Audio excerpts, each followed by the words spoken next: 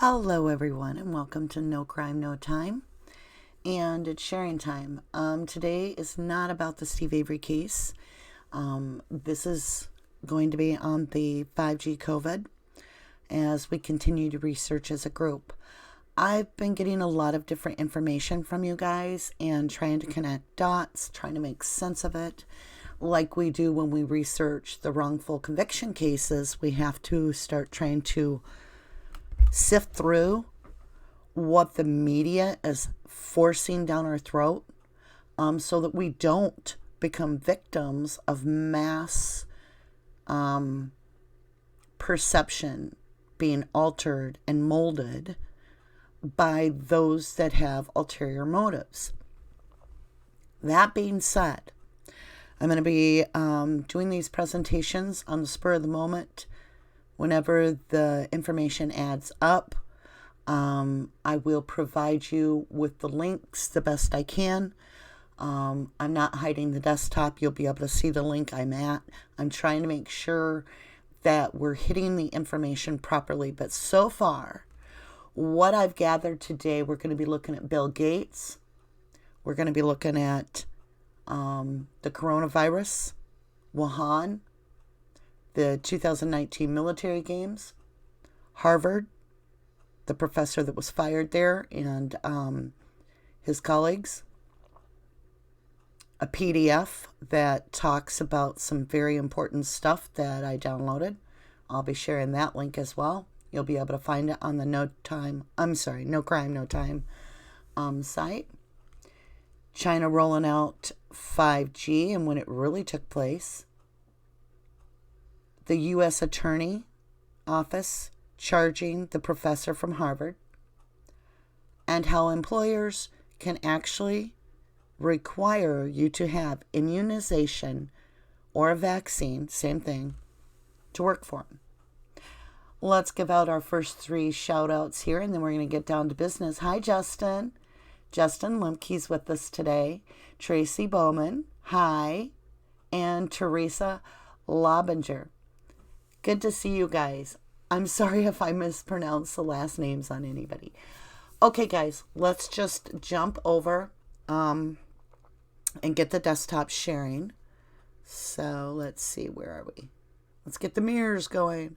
Okay, I think we can go back.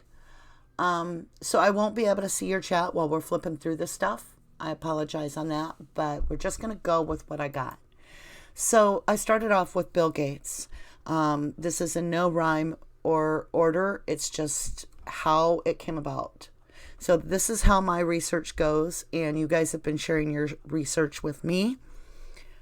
And I've been looking up some of it on my own, and I thought, why not share the links that you guys are sharing with me and the links I'm finding myself with everybody. So Bill Gates, here's how to make up for lost time on COVID-19.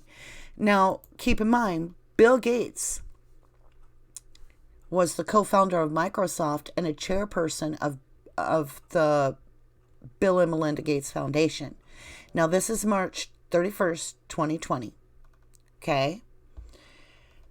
And he's talking about how we got behind it a little too late. And he is working his foundation to come to the rescue. Basically.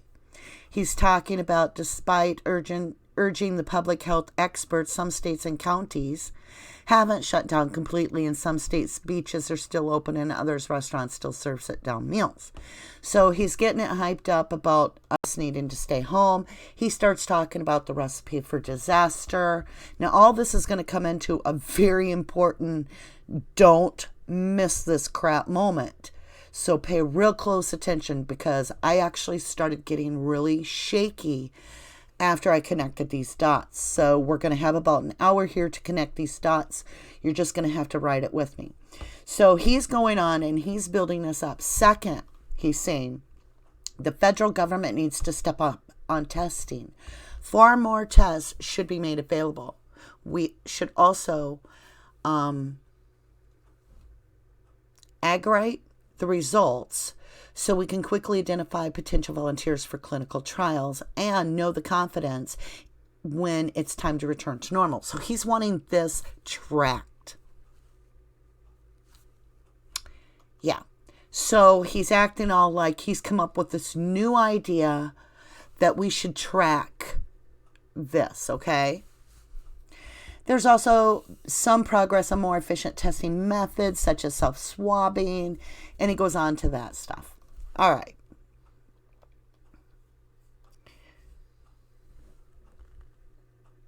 This is where it starts getting interesting. He starts talking about forcing governors to compete for life-saving equipment. We still have yet to verify what the numbers are. Our hospitals are empty. I've been hearing that other hospitals are empty, so we don't even know if the numbers are real. But here's Bill Gates. Finally, we need a data-based approach to develop treatments and vaccine. Scientists are working full speed on both in the meantime. Leaders can help by not stoking rumors or panic buying. Long before the drug hydroxychloroquine was approved as an emergency treatment for COVID-19, people started hoarding it, making it hard to find for lupus patients who need it to survive. What? Why would people, long before it was even known as an emergency treatment, why would people be hoarding it? Now, a lot of lupus patients, quote unquote, may actually have mercury toxicity from, what are we talking about? Immunizations that have mercury in them. The reason the mercury's in it is it gives the shelf life of the vaccine. It doesn't allow bacteria to grow and so forth. And so they put mercury in these shots. In the beginning, they were putting like a mega dose of mercury. It got, I guess, the standards for what was allowed, the EPA limit was reduced by significance, I believe in the 70s, and again in the 90s. What are you doing, Maya? Stop that. He talks about running rapid trials involving various candidates and inform the public when the results are in. Let me ask you guys something. Somebody made the comment on another person's show I was watching that the first person, it was Sean Atwood I was watching, and somebody said that if the politicians and the movie stars, the famous people, take the inoculation and then 6 weeks later they're alive, they'd take it. Not me, because I wouldn't even trust that they were being given the right stuff. They could fake us out too easy. So anyway, that was something I noticed. To bring the disease to an end, we'll need safe and effective vaccine. He talks about without a vaccine, developing countries are at even greater risk than wealthy ones because it's even harder for them to do physical distancing and shut down. It goes on quite a bit here. And then it says in 2015, this is Bill Gates, I urged world leaders in a TED Talk to prepare for a pandemic the same way they prepare for war, by running simulations to find the cracks in the systems. As we've seen this year, we have a long way to go, but I still believe that if we make the right decisions now, informed by science, data, and the experience of medical professionals, I stumbled over that, we can save lives and get the country back to work. Okay, next, let's jump over and read a little bit more about Bill Gates. So he's wanting to data collect, correct? All right, this is, let's scroll up to the top. This is Forbes. Bill Gates calls for national tracking system for coronavirus during Reddit AMA. If the computer will let us look. Sorry, guys. It's just going to be a slow go. I've got the computer. I could close the ones. That's what we'll try to do. Now, we're going to experience a lag, but we can talk. But Hopefully I don't lose the live. I have a lot of windows open and I have a lot of information to get to. If I do lose the live, we will restart right off where we left off.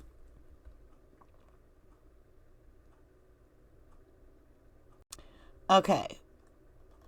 So he talks about the TED Talk in 2015, the next outbreak, we're not ready. Talking about Ebola epidemic, the White House administration faces criticism for not reacting quick enough. Gates reiterated that, quote, "We did know it would happen at some point, either with a flu or some other respiratory virus. There was almost no funding."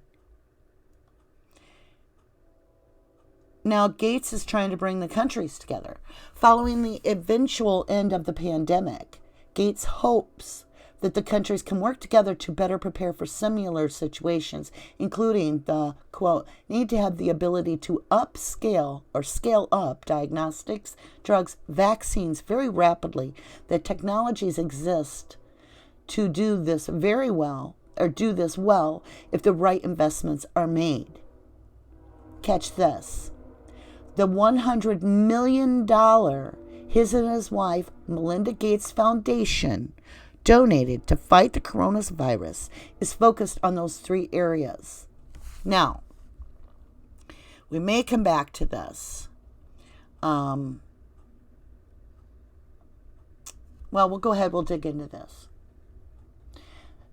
Dr. Anthony Fauci, the director of the National Institute of Allergy and Infectious Diseases, this week said that mass production of vaccine would likely not occur for another 12 to 18 months, and Gates concurred, saying that lots of manufacturing will need to be built to provide billions of vaccines to protect the world, and that the first vaccines, which would, quote, go to healthcare workers and critical workers, could happen before 18 months if everything goes well.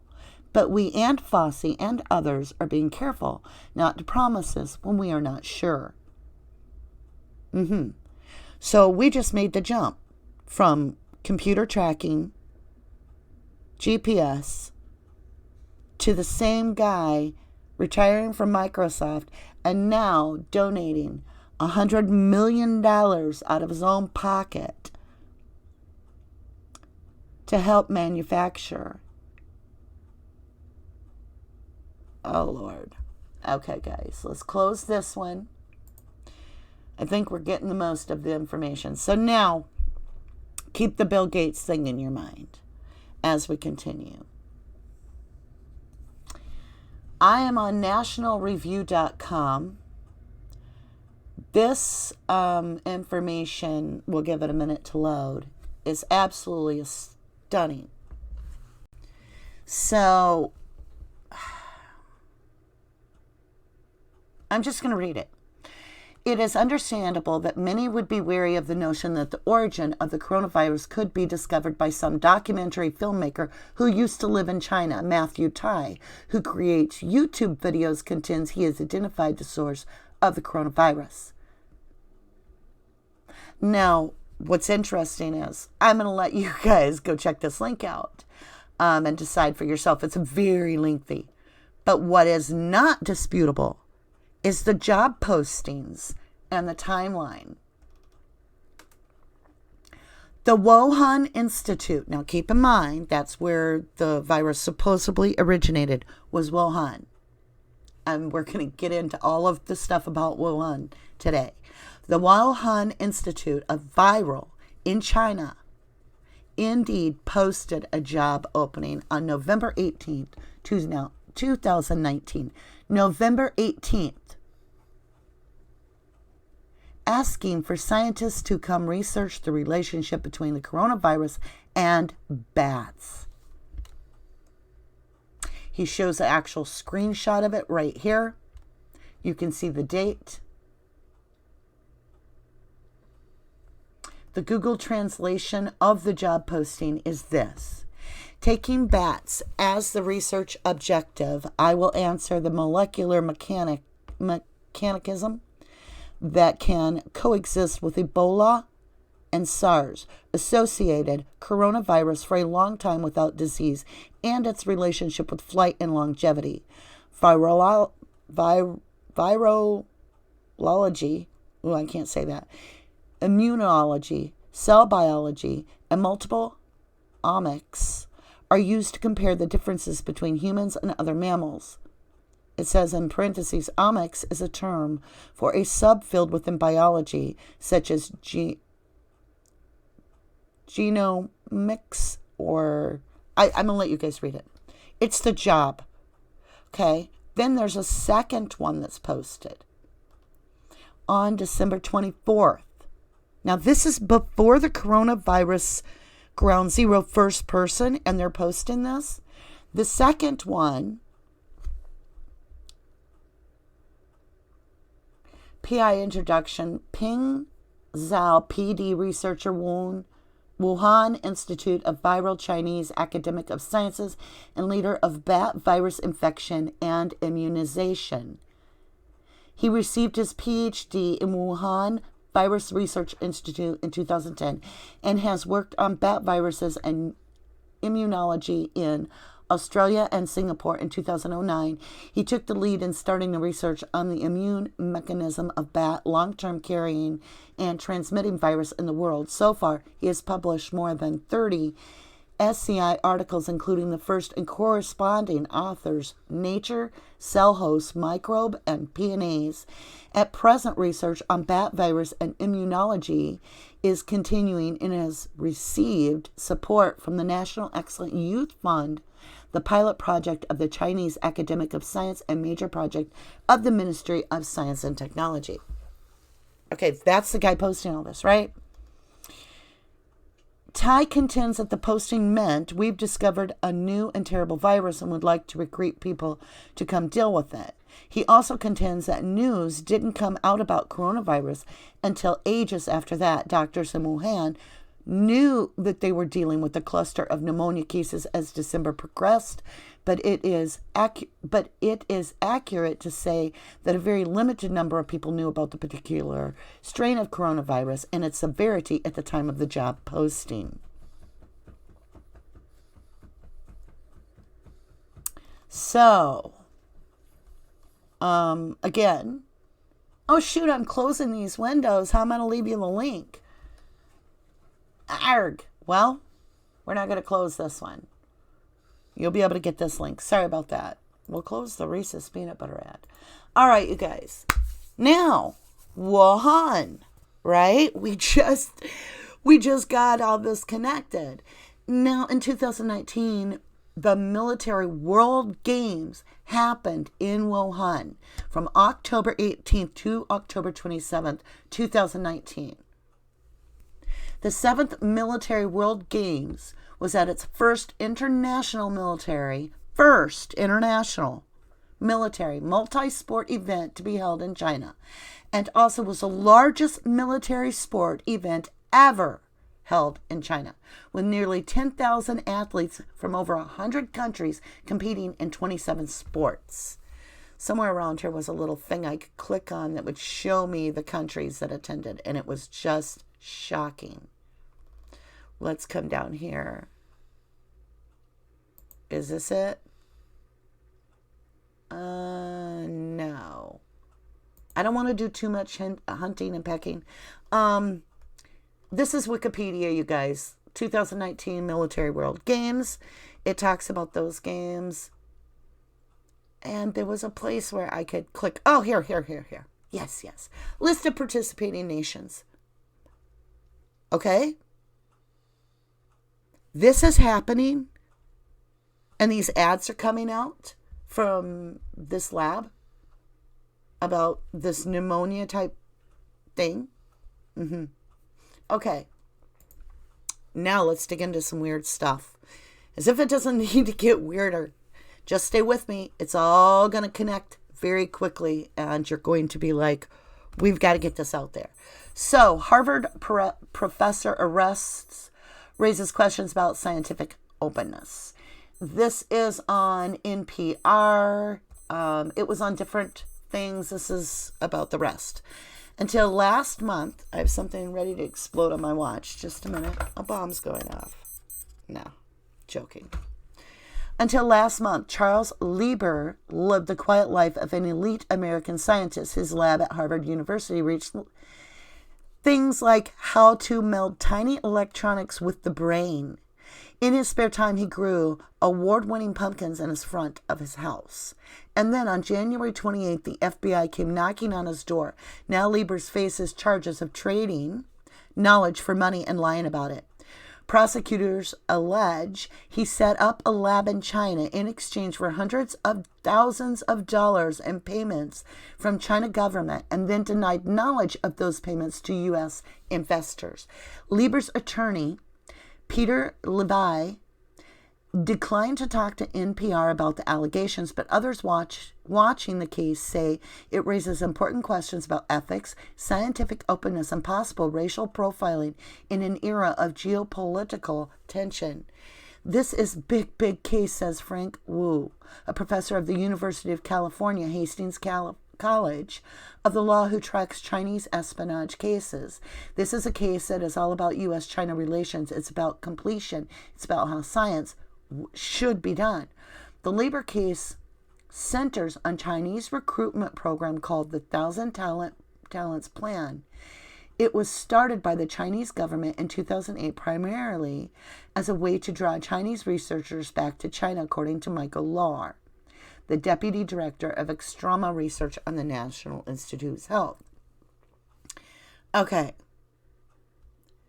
So this guy works for Harvard, is not just a professor.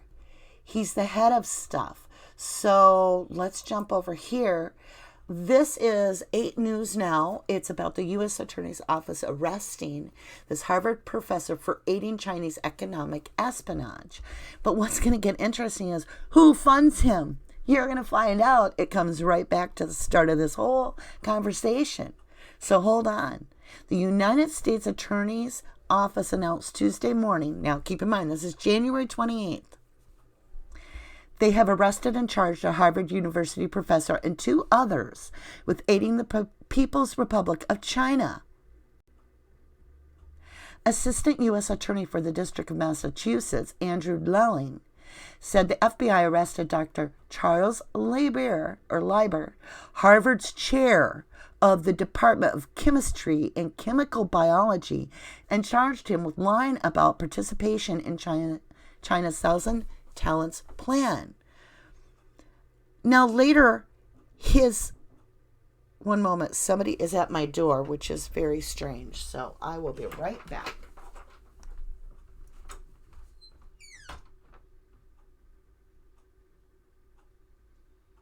I'm on the phone.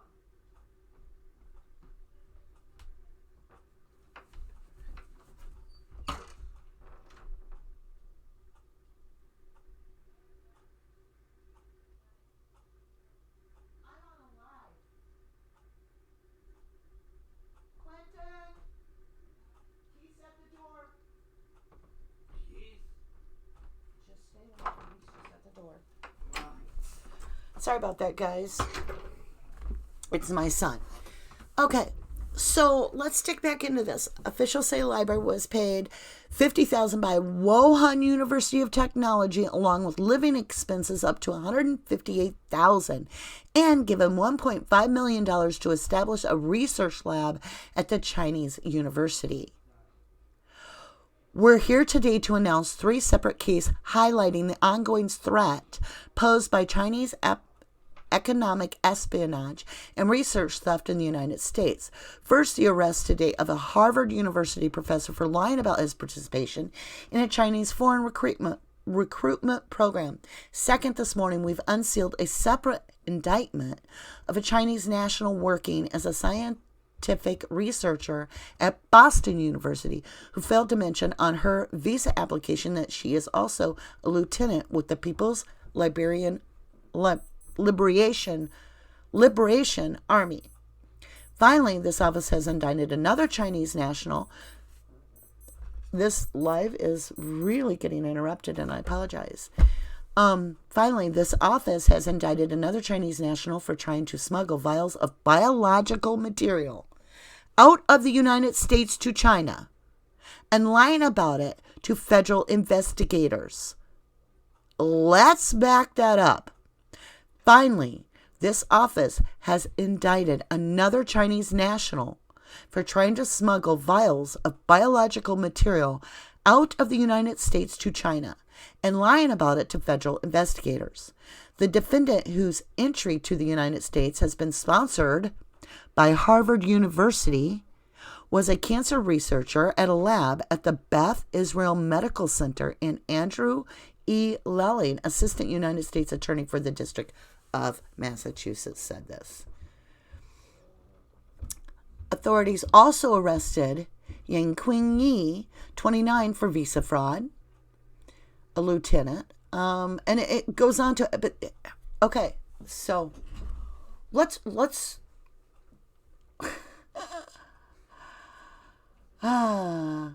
go to the PDF. You know what? Let's check in. Let's go topside, because this next information is going to blow your mind. It just, let's just go topside, see how everybody's doing, check in. This morning, I am just absolutely so frustrated with this entire thing. Oh, Lordy, computer's going so slow. I don't even know if I'm on live anymore. I hope I am. So, there's not many talking during this. Or at least my computer's not showing it. Teresa says he's evil. He has a hand in this. I will never get a vaccine for this. Yeah. Okay. My computer's lagging that bad. Everything just popped up. All right. Let's go topside. We're only going to take a minute. We'll come back to this. And we'll be going through a lot of what's being said. I have still the other part to share with you that just, it's killing me. It's killing me not to share it. So I see you guys. You see me. Let's keep going. This is, okay. This is a PDF. It's from Harvard Education. It's Science AM. It was released December of 2003. Or no, December 3rd. Yeah, 2003. 2003 in December. Okay? Charles Lieber, Nanotechnology and Molecular Electronics. Are you guys seeing this? Did I forget to share my desktop? I hope not. Yeah, I'm sharing, aren't I? Okay. I don't want to do that to you guys. I do that quite often. Forget. Okay. Charles Lieber, Professor of Chemistry, Harvard University,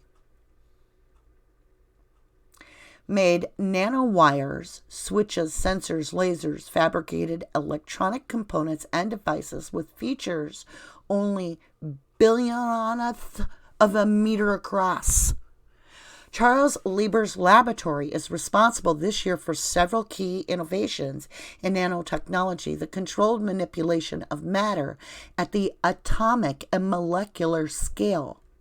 He and his colleagues have achieved better control over nanowire growth, gaining the ability to build wires of differing lengths and thickness. In addition, the laboratory has made nano on-off switches that might be useful for digital memory storage. With such electronic controls, nanowire lasers could potentially be used to transmit information across a silicon chip, to etch microchips, or to give laser surgery greater precision. In January, Lieber published a paper that described how a cadmium sulfide nanowire could produce laser light from the ends. Last year saw the creation of a nanoscale biosensor in which certain molecules, antigens, present in the bloodstream activate a nanowire transistor. What in the hell is going on? This guy is not just some Harvard professor. This guy is a nanotechnology and molecular electronics working for Harvard. And guess who's funding this? Bill Gates. Let's see, where do I have that one?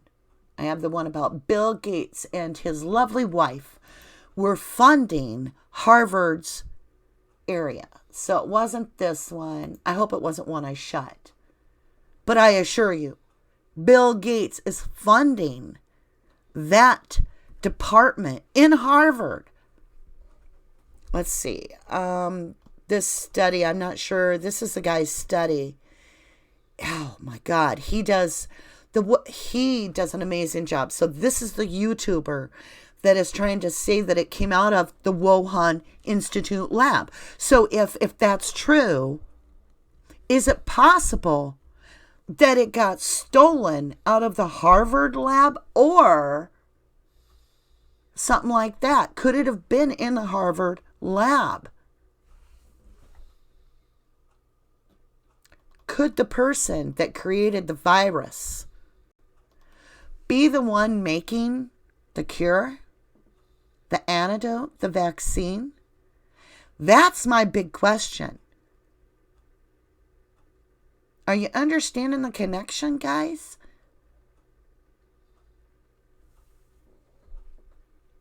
The guy making the funding to put into the study of this guy could be the guy that is trying to create. So we may have the virus maker and the virus solver. What a money-making scheme at the risk of all of our population. Ka-ching, ka-ching, ka-ching. Money, money, money, money, money. Right? And how do you make sure that vaccine gets taken? That you've got guaranteed cells? That everybody's going to have to take it? I'm going to show you something. This is the NLR. And we'll give it just a minute to come up. It's about employers being able to require healthcare workers legally to have an immunization to certain diseases in order to work. That's already in place. So healthcare workers cannot work somewhere if they don't have a TB test, right? How'd that get into place? Where do you think we're headed next? I'm sorry, I have such a slow computer. But if I close all these windows, I will lose, and I'll learn from now on. I'll record all the links ahead of time and save them for you. I don't want to lose the link now when I forgot to do it. So this is right here. On December 7th, 2018, the U.S. 8th Circuit Court of Appeals held that an employee who was terminated for refusing to take the rubella vaccine was not discriminated or retaliated against under the Americans with the Disability Act as amended, ADA. So it talks about, on appeal, the 8th Circuit first addresses Husvet unlawful inquiry claims. Specifically, Husvet alleged that Elena violated the ADA when it required her to complete a health screen as a condition of employment. When affirming the district court's grant of summary judgment, the court explained that the information requested and the medical exam, which tested for immunity to infectious diseases, were related to essential job-related abilities. Indeed, Elena sought to ensure the patient care providers would not pose a risk of spreading certain diseases, such as rubella, to its client base. Thus, the inquiry was job-related and consistent with business necessity. And then they did away with the discrimination claim based upon the failure to accommodate because Husvet was not disabled. You can look into it. Okay? So let's go up to topside. That's about all I'm going to talk about right now, because that's a lot. I want to know what you guys really think, and I don't know. I'm just going to keep bringing this out. I keep saying I don't know because it's so overwhelming. The information is drowning us quickly, but you can obviously see we have a problem where we may have had the person that is funding the study of the virus. The virus may have been released at a pivotal point during a 5G rollout, which is the internet high speed. I'm laughing because it's so ironic. It's coincidental, isn't it? Quinky dink. That's an alarm. Okay, let's jump over here to topside. Oh, I don't know. I'm just going to keep saying I don't know. I'm frustrated. 5G is supposed to be weakening our immune system. And we're tracking some Professor Lieber that is a nano scientist of the highest. He's made it so it can be in our body to be tracked with an on-off switch, no less. His funding's coming right from Bill Gates. Then he's arrested for espionage. Tracked right back to Wuhan, that they're saying he may have a laboratory that he's funding and getting paid by the Chinese government, to Wuhan, having the 5G rollout and the military games, the first largest world military games with all the country. It's just stupid. Okay, guys, let's try to work our way through the crowd here. Hi, Tracy. Hi, Teresa. And Justin again. Good to see you guys. Hi, Kimmy Monster. Teresa says, of course he does. NWO. More monitoring, 5G, etc. New World Order. Yeah, that's basically what I'm seeing here. All the personal, Teresa says, all the PPE shortage goes back to George Bush Senior administration. Yeah, it's like a 10-year plan or something here. When you look at this from 2010, we start seeing strange things occurring. My kids are brats. Hey, good to see you. My friend has been trying to tell me about this 5G. The government is killing us for this 5G. It's more of a thinning of the herd, is what I'm understanding from those that are called quote unquote conspiracy theorists, which I think anytime that more than two people disagree with the mainstream, they're then labeled conspiracy theorists to basically try to discredit further research and gain more strength in what is being said. So when you look at 5G, we obviously know that, think of this even in layman's terms, a weapon. If you've ever had somebody yelling at you, it's not just the sound, it's the vibration. It tears you up, emotionally stresses you out. It puts your body under stress. There was this thing years ago, and I vaguely remember it, where there was some bizarre testing going on in the Cold War days, and supposedly these two scientists accidentally created a frequency that they could not hear, that was in the room with them, so many hertz, and that it literally caused their heart to stop.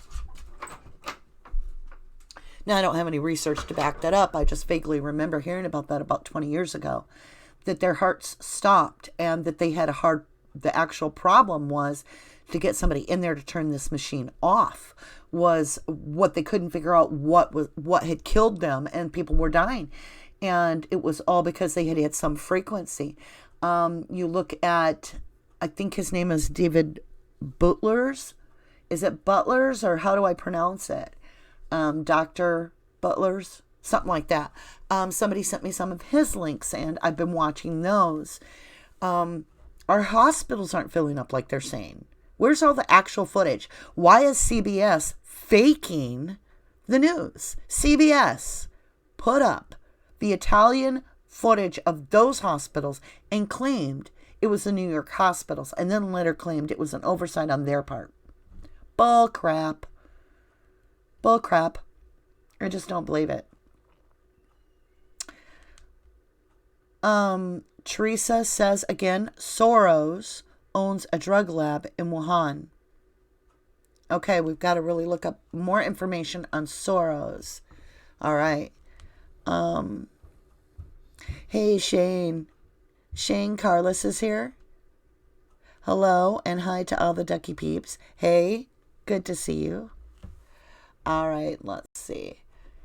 What else do you guys want to talk about right now, other than the fact that what if Bill Gates actually was funding the creation of the virus, and now he's got the immunization with the chip in it?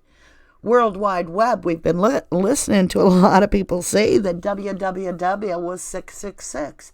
I mean, he's the creator of everything from Microsoft to, we've heard this from people that we've labeled, too religious and so forth. What are you guys feeling? We've also heard that COVID had two strains. COVID-19 had the strain that was supposed to be being studied to get a cure already for it. And then they're making the weapon one, and one got released. Well, it seems like it was like a bioweapon that got released, being that it's killing people. And yeah, like Kimmy Monster is talking about, what a way to kill the poor, how to thin the herd, right? The weak. Did the monster that created the AI system, is he playing the wizard in the Wizard of Oz behind the curtain? Is he trying to make the coronavirus Oz? This whole coronavirus inoculation coming up, the vaccine. There's Oz, but it's really Bill Gates pulling the things behind the curtain there, right? But he's not here to tell you to click. Yeah, I guess he is. He's telling you to click your home. Go. You have to work because the government's not supporting you anymore. And so we're going to make sure it's required, right, government? And government's going to be like, yeah, we can't keep supporting your butt. You got to go to work. And the only way we know that you're safe to go to work is if you take this little chip that we can check to see if you're doing. This little RF chip, right?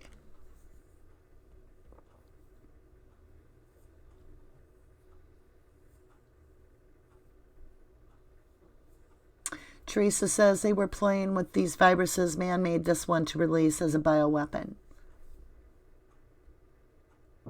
Well, I'm on a live, guys. Sorry. That could be true. And the thing that's getting me is how quickly we went from a cash society where that was a benefit, which gave us our freedom, our luxury to decide if we wanted it in the bank or if we wanted to have it on us or so forth, to do whatever we decided because we had freedoms, luxuries to purchase whatever. Now we're going to switch over, and all of a sudden cash is scary to touch, right? And we're being put on electronic currency. And if you think about it, what are they going to be put in our bodies when our bodies are basically electrical circuits? On atomic level, we are made up of electricity. That's what makes our heart pump. That's why a pacemaker works, is because it's duplicating the code to keep that heart pumping. Our DNA is made up of actual letters. We've got Y chromosomes, and they're shaped like this. And our blood is very specific. Blood types are real important right now. I'll tell you that. You need to know your blood type because there's going to be problems. Why is China so focused on blood types? Why? Why are they more likely to hire an O-blooded person? The truth? Because O-blooded people, their blood deals with doesn't have the anomalies, the alleles. It doesn't have the same alleles. Well, what is it with this whole blood thing that they're talking about when they're saying that they're more O-blooded people are more resilient to the coronavirus? That seems strange that they're trying to hire more O-blooded people, and they also now know why are the Chinese studying our blood, human blood, so much, and why are they so involved with viruses connected to Harvard, and why is Bill Gates making all this connect? He's done with Microsoft, right? No, he isn't. He's still in the computer game. He hasn't completely dropped that. He's still trying to push data.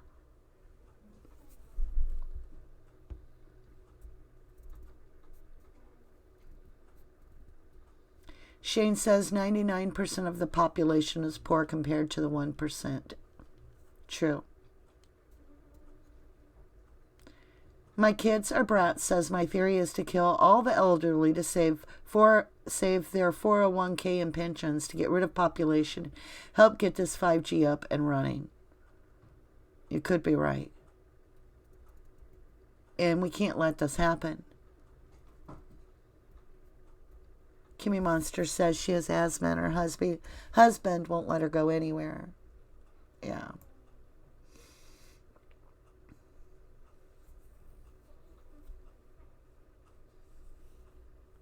Okay, Shane says don't open it, Ducky. Ashira says she made a live. Oh, I thought you made a live. I was going to go over and watch it. You should make a live. So Ashira's been with me a long time, and I want to say hi to her.